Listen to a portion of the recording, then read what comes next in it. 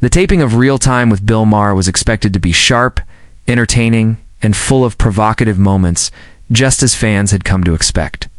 But no one in the audience or production team anticipated the raw, uncomfortable tension that would unfold when Prince Harry sat across from Bill Maher, promoted as a candid conversation about media, monarchy, and mental health. The segment was supposed to reflect a thoughtful blend of Maher's brutal wit and Harry's newfound public voice. At the start, the two shared a surprisingly warm rapport. Maher complimented Harry on his military service and ongoing charity work. Harry spoke humbly about life in California, fatherhood, and the lessons he'd learned since stepping back from royal duties. The conversation dipped into themes of responsibility, freedom, and the cost of celebrity. But within 15 minutes, Maher's questions began to cut deeper. "You've spoken about privacy," Maher said, eyebrow arched. "But then you signed deals with Netflix, Spotify, and published a tell-all memoir. Isn't that a bit like quitting the circus because of the noise, then building your own tent next door?" Prince Harry maintained a composed smile, but his eyes narrowed slightly. "That's a misconception," he responded. "Wanting boundaries doesn't mean disappearing. It means choosing how and when your voice is heard." Maher nodded with a smirk.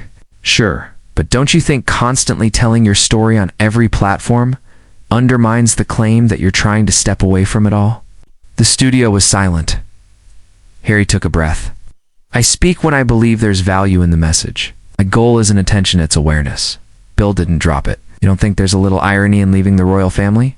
Because of media pressure, only to become even more media-saturated?"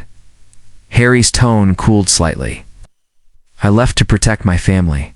What I do now, I do on my terms." The audience shifted uncomfortably. What had started as a philosophical discussion had turned into a very public interrogation. Harry looked over at the host, clearly trying to decide whether to continue engaging or hold his ground in silence. Maher, of course, pressed forward. "You've called out the British press witchfare," Bill said. "But you've also thrown your own family under the bus in interviews. Oprah, your memoir.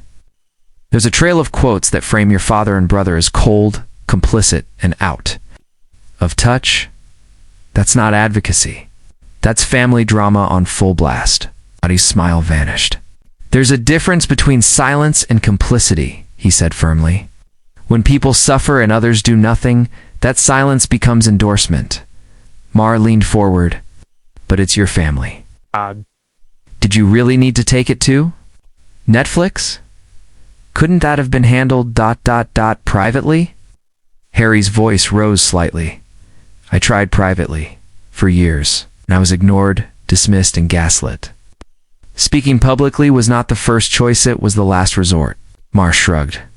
"Convenient last resort, though. It's very profitable." That line hit hard, the audience murmured.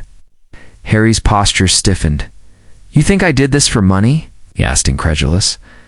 "I walked away from money. Away from palaces, titles, and security," Maher quipped, "and landed in Montecito with a production deal. It's not exactly martyrdom." The tone had shifted dramatically. It was no longer debate, it was conflict. The temperature dropped in the studio. Harry leaned back, the steel in his gaze unmistakable now. "What I find disappointing," he said quietly, "is how easily people reduce pain to PR. I've buried a parent under global scrutiny. I've watched history repeat itself with my wife. I've stayed silent while tabloids racially abused her.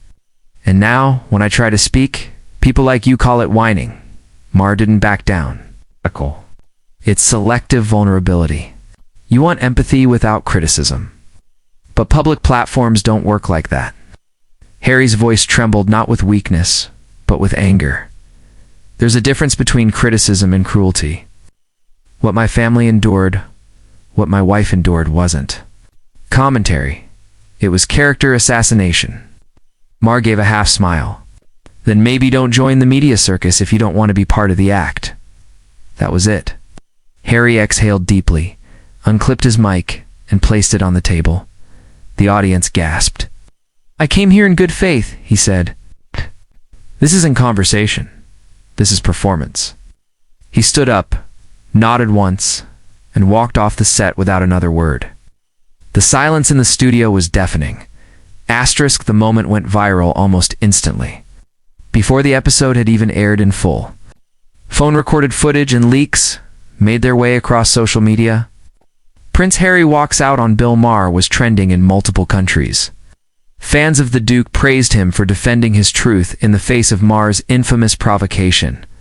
Critics, on the other hand, mocked his inability to tolerate tough questions, accusing him of playing victim. TikTok flooded with analysis.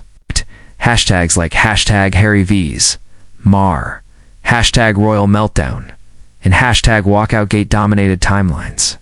Some saw it as proof that Harry was brave, willing to walk away from an uncomfortable space to protect his peace. Others saw it as a calculated move, another chapter in the long saga of curated vulnerability. Meanwhile, Colbert, Fallon, and late-night peers subtly referenced the walk-off in monologues, capitalizing on the moment without directly weighing in. The internet had found its new battleground, and both men willing or not had become avatars for a broader war about privacy, truth, and power. Maher addressed the controversy on his next show. "Look," he said during the opening monologue, "I don't care if you're royal or regular. If you come on this show, I ask real questions. I don't apologize for that." He added, "If someone can't handle the heat, they shouldn't sit down at this kitchen table." Some applauded the stance. Others criticized him for being dismissive and combative. Meanwhile, Harry's camp issued a measured statement. The Duke of Sussex values honesty, dignity, and respectful discourse. He walked away to preserve all. 3. That line sparked its own wave of discussion. Is it truly about dignity or damage control? Did Harry plan the exit, or was it a genuine breaking point? Regardless of intent, the impact was undeniable. News anchors debated it. Journalists relitigated every quote from Harry's memoir. And viewers across the political spectrum argued whether public figures deserve compassion or confrontation. It had become much more than a celebrity spat. It was a mirror reflecting how we engage with pain and power in the age of clicks. Days passed, but the conversation didn't fade. App-heads appeared in The Guardian, The Atlantic, and even The Wall Street Journal, all asking the same questions. Are we witnessing the limits of public vulnerability? Is there such a thing as too much transparency? Meanwhile, comedians, influencers, and psychologists gave their own interpretations of the clash. For some, Maher's grilling was journalistic integrity in action. For others, it was proof of how cynicism has infected sincere conversation. Prince Harry, notably, stayed quiet. He didn't return to social media. He didn't book follow-ups. Instead, he appeared days later at a mental health panel, where he gave a speech recorded, "Not live about boundaries," and the importance of self-respect in hostile spaces. He didn't name Maher, but the subtext was clear.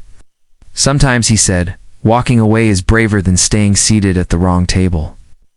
What started as a late-night interview became a global moment, a cultural temperature check on fame, trauma, and discourse.